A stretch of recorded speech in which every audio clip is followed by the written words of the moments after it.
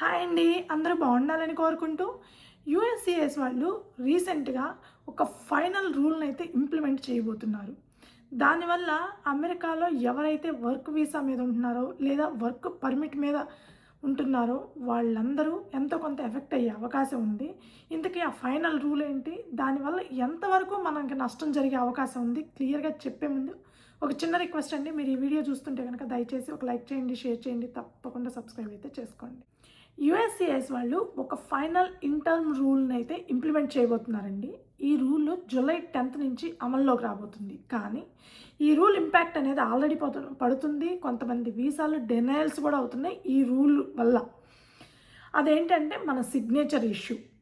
So ఎవరైతే అమెరికాలో work visa మీద ఉంటున్నారో లేదా ఎవరైతే వర్క్ పర్మిట్కి అప్లై చేస్తున్నారో వీళ్ళందరిది ఈ సిగ్నేచర్ ఇష్యూ వల్ల వీసా డినయల్స్ అయ్యే అవకాశం ఎక్కువగా కనిపిస్తుంది. సో ఎవరైనా సరే మీరు యుఎస్ఏఎస్కి అప్లికేషన్ సబ్మిట్ చేసేటప్పుడు అది ఎక్స్టెన్షన్ కోసం కావచ్చు, అమెండ్మెంట్స్ కోసం కావచ్చు, వర్క్ పర్మిట్ కోసం కావచ్చు, మరీ ముఖ్యంగా H1B వాళ్ళు, H4 EAD వాళ్ళు, అలాగే L1 L2 వాళ్ళు, స్టెమ్ ఓపీటీకి ఎక్స్టెన్షన్కి అప్లై చేసుకునే వాళ్ళు వీళ్ళందరికీ ఎఫెక్ట్ అయ్యే అవకాశం ఉంది. మీరు సబ్మిట్ చేసే అప్లికేషన్స్లో ప్రతి డాక్యుమెంట్ పైన ఫిజికల్గా సంతకం చేయకుండా స్కాన్ కాపీలు చేసిన, మనం సిగ్నేచర్స్ని ఒక చోట రాసి దాన్ని స్కాన్ చేసి కాపీ చేయడం అలాంటివి చేసిన, లేదా సిగ్నేచర్ని కాపీ పేస్ట్ చేయడం, ఒక డాక్యుమెంట్లో మనం సిగ్నేచర్ పెట్టేసి దాన్ని కాపీ చేసి రెండో డాక్యుమెంట్కి అటాచ్ చేయడం, ఇట్లాంటివి చేసిన, లేదా సిగ్నేచర్ స్టాంప్స్ ఉంటాయి కదండి అవి చేసిన, లేదు మనము సిగ్నేచర్ డిఫరెంట్గా అంటే ఒకసారి పెట్టిన దానికి ఇంకోసారి పెట్టిన దానికి హ్యూజ్ డిఫరెన్సెస్ ఉన్నా, ఇలాంటి సిచ్యువేషన్లో మన వీసా అనేది డినైల్ అయ్యే అవకాశం చాలా ఎక్కువగా ఉంది. సో మనం చేసే సంతకం అనేది మన తలరాతనే మార్చబోతుందన్నమాట. ఇంతకీ యుఎస్ఏఎస్ వాళ్ళు ఇంప్లిమెంట్ చేస్తున్న ఆ ఇంటర్మ్ ఫైనల్ రూల్ కింద వచ్చే మెయిన్ చేంజెస్ ఏంటి? మొదటిది, రిజెక్షన్స్ ప్లేస్లో డినయల్స్ అయ్యే అవకాశం ఎక్కువగా ఉంది.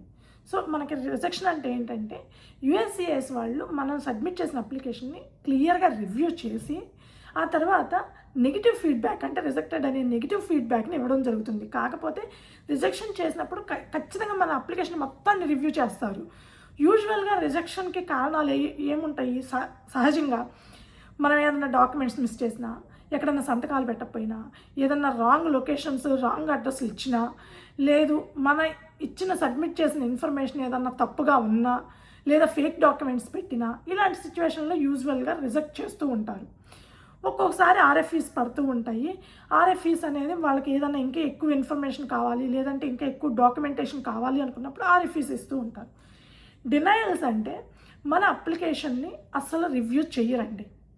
అస్సలు చూడకుండా ఇప్పుడు మెయిన్గా డినయల్ అవ్వడానికి రీజన్ యూజువల్గా ఇదివరకైతే మనం రాంగ్ అడ్రస్లు పెడితే ఇలాంటి సిచ్యువేషన్లో చాలా రేర్గా డినయల్స్ అయ్యాయి. కానీ ఇప్పుడు కేవలం సిగ్నేచర్ ఇష్యూ వల్ల డినయల్స్ అవుతున్నాయి. అంటే మన అప్లికేషన్ రివ్యూ చేయకుండా డైరెక్ట్గా మీ వీసా డినయల్ అని చెప్పేస్తారనమాట. దానివల్ల ఏమవుతుందంటే మనం అప్లికేషన్ని మళ్ళీ రీసబ్మిట్ చేయడానికి కుదరదు. సో డినయల్స్ అనేవి మన అప్లికేషన్ని రివ్యూ చేయకుండా కేవలం మన సంతకము రాంగ్గా ఉంది అనే ఒకే ఒక ఇష్యూ తోటి డినయల్ చేస్తూ ఉంటారు. సో ఇది యూజువల్గా డినయల్కి రిజెక్షన్కి ఉండే మెయిన్ డిఫరెన్సెస్. సో డినయల్స్ అనేది ఇప్పుడు జరుగుతుంది మెయిన్గా సిగ్నేచర్ వల్ల అనమాట. సో ఇప్పుడు ఈ రూల్ కింద ఎవరైతే అప్లికేషన్ సబ్మిట్ చేశారో వాళ్ళందరూ ఇవి రిజెక్షన్ ప్లేస్లో ఎక్కువ పర్సంటేజ్ డినయల్ అయ్యే అవకాశమే ఎక్కువగా ఉందట. రెండవ చేంజ్, మన ఫీజు లాస్ అయ్యే అవకాశం ఉంది. ఎలా అంటే మనకి అట్లీస్ట్ రిజెక్ట్ చేస్తే మన వీసా అప్లికేషన్ని కనీసం రివ్యూ అన్న చేస్తారు. డినయల్ అంటే ఏంటి? అసలు మన అప్లికేషన్ రివ్యూ చేయరు. సింపుల్గా సిగ్నేచర్స్ క్యాలిక్యులేట్ చేసుకొని ఓకే ఇది రాంగ్ ఉంది అని చెప్పేసి డైరెక్ట్గా డినయల్ చేస్తారనమాట. దీనివల్ల ఏమిటంటే లాస్ ఆఫ్ ఫీ ఎందుకు అని చెప్తున్నానంటే, ఒక్కసారి మన వీసా డినయల్ అయ్యింది అని అంటే కనుక మన ఏదైతే ఫీజు కట్టామో ఆ ఫీజు మన వెనక్కి రాదు. ఆ ఫీజుని బేస్ చేసుకొని మళ్ళీ మనం అప్లికేషన్ రీసబ్మిట్ చేయడానికి కుదరదు. సో అది యుఎస్ఐఎస్ వాళ్ళ దగ్గర ఉండిపోతుంది అనమాట. సింపుల్ ఎగ్జాంపుల్ అండి, H1B వాళ్ళు ఎక్స్టెన్షన్కి అప్లై చేయాలంటే $4,000 అనుకుంటాను. ఇప్పుడు అన్నీ కలిపి లాయర్ ఫీజు, అటార్నీ ఫీజు అన్నీ కలుపుకొని అరౌండ్ $4,000 అనుకుందాము. ఈ $4,000 కట్టి మనం అప్లికేషన్ సబ్మిట్ చేస్తాం.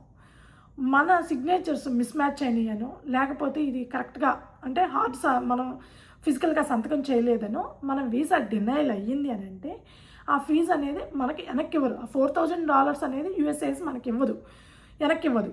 ఆ $4,000ని బేస్ చేసుకొని మళ్ళీ మనం అప్లికేషన్ రీసబ్మిట్ చేయడానికి కుదరదు. సో మనం కొత్త అప్లికేషన్ సబ్మిట్ చేయాలి అని అంటే కనుక ఖచ్చితంగా మనం మళ్ళీ ఎక్స్ట్రా ఫీజు అంటే మళ్ళీ $4,000 కట్టి మన అప్లికేషన్ని సబ్మిట్ చేయాల్సి ఉంటుంది. ఆ లెక్కను చూసుకుంటే ఒక్కసారి వీసా డినైల్ అయిందంటే మనకి $4,000 ఆర్ $5,000 పోయినట్టేనమాట. సో లాస్ ఆఫ్ ఫీజు అనేది ఎక్కువగా కనిపిస్తుంది. థర్డ్ది వచ్చేసి నో క్యూర్ పీరియడ్. అంటే మనకి ఏదన్నా ఇష్యూ ఉందనుకోండి, అట్లీస్ట్ మనం ఫిక్స్ చేసుకొని ఇప్పుడు సంతకము మిస్ మ్యాచో లేకపోతే ఇంకోటో రీజన్ అనుకోండి, మనకి ఇన్ఫర్మేషన్ ఇచ్చారనుకోండి, మనము అట్లీస్ట్ దాన్ని ఆ డాక్యుమెంట్ ఏదైతే ఉందో ఆ పర్టికులర్ డాక్యుమెంట్ వరకు రీసబ్మిట్ చేయడమో, లేకపోతే దానికి కొంత టైం తీసుకొని క్లియర్గా మళ్ళీ రివ్యూ చేసుకొని మళ్ళీ సబ్మిట్ చేయడమో చేస్తూ ఉంటాము.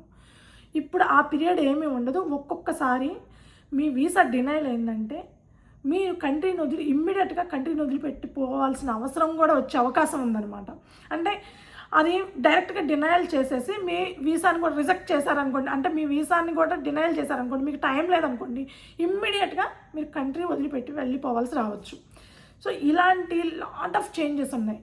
ఇంకొకటి ఇంపార్టెంట్ విషయం ఏంటంటే, మీరు మీ అప్లికేషన్లో అన్ని ఫిజికల్గా సంతకాలు పెట్టారు, కరెక్ట్గా పెట్టినా సరే మీ అప్లికేషన్ ఎవరైతే సబ్మిట్ చేస్తున్నారో, అంటే అటార్నీస్ కావచ్చు, లేదంటే కంపెనీ వాళ్ళు కావచ్చు, మరి ఎవరైనా సరే మీ అప్లికేషన్ని ఎవరైతే యూఎస్ఏఎస్కి సబ్మిట్ చేస్తున్నారో వాళ్ళు కూడా ఖచ్చితంగా ఫిజికల్గా సంతకం పెట్టాలి.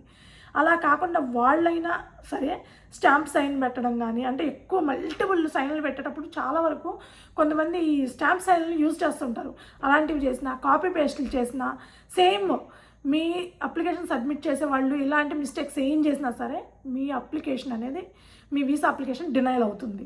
సో మీతో పాటు మీ అప్లికేషన్ సబ్మిట్ చేసే వాళ్ళు కూడా ఒళ్ళు దగ్గర పెట్టుకొని ఫిజికల్ సైన్ చేయాల్సి ఉంటుందన్నమాట. అలా కాని సిచ్యువేషన్లో మీ వీసా అనేది డైరెక్ట్గా డినైల్ చేయడం జరుగుతుంది. దీనివల్ల మనకు ఫీజు నష్టము, టైము వేస్ట్, ప్లస్ మనకి మళ్ళీ మొత్తం ఎక్కడ మిస్టేక్ జరిగింది, దేనికి డినైల్ అయిందనేది తెలియకపోవచ్చు. ఒకవేళ అవి అన్నీ క్లియర్గా అంటే ఫిజికల్ సైన్స్ అన్నీ మనం క్లియర్గా పెట్టినా, మన అటార్నీస్ కానీ లేకపోతే మన సబ్మిట్ చేసేవాళ్ళు తప్పు చేసిన ఇంపాక్ట్ మాత్రం మన మీదే పడుతుందన్నమాట. సో ఇది మెయిన్గా డిపెండెంట్స్కి ఎలాంటి సంబంధం లేదండి. కానీ H4EADకి అప్లై చేసే వాళ్ళకి మాత్రం H4EAD ఎక్స్టెన్షన్కి అప్లై చేసిన, H1B ఎక్స్టెన్షన్కి అప్లై చేసిన, H1B అమెండ్మెంట్స్కి అప్లై చేసిన, L2 ఎక్స్టెన్షన్కి అప్లై చేసిన, L1 అమెండ్మెంట్స్కి అప్లై చేసిన, L1 వాళ్ళు ఎక్స్టెన్షన్కి అప్లై చేసిన వీళ్ళందరూ ఎఫెక్ట్ అవుతారు. అలాగే స్టూడెంట్స్ కూడా స్టెమ్ ఓపీటీ ఎక్స్టెన్షన్కి అప్లై చేసినా కూడా వాళ్ళు ఏదైనా మిస్టేక్ చేసిన సిగ్నేచర్కి సంబంధించి వాళ్ళది కూడా డినైల్ అయ్యే అవకాశం ఉందన్నమాట. సో ఇదండి యూఎస్ఏఎస్ వాళ్ళు కొత్తగా ఇంప్లిమెంట్ చేయబోతున్న మరొక ఫైనల్ రూల్. సో ఎవరైతే మా యూఎస్ఏఎస్కి అప్లికేషన్ సబ్మిట్ చేయబోతున్నారో 1-2 సార్లు క్లియర్గా చెక్ చేసుకోండి. లేదంటే అనవసరంగా లేనిపోని ఇష్యూస్ అన్నీ రైజ్ అవుతూ ఉంటాయి అన్నమాట. ఈ వీడియో మీకు నచ్చుంటే కనుక దయచేసి ఒక లైక్ చేయండి, షేర్ చేయండి, తప్పకుండా సబ్స్క్రైబ్ అయితే చేసుకోండి. Thank you.